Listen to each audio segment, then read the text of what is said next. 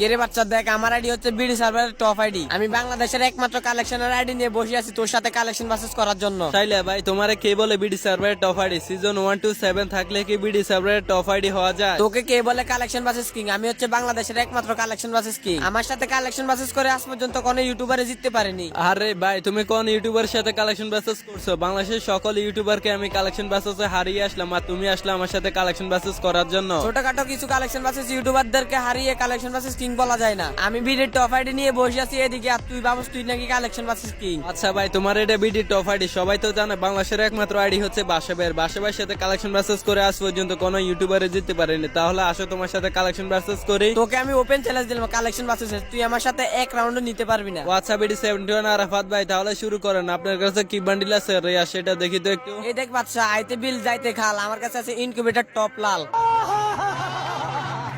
আচ্ছা ভাই, তাহলে এটা ইনকিউবেটর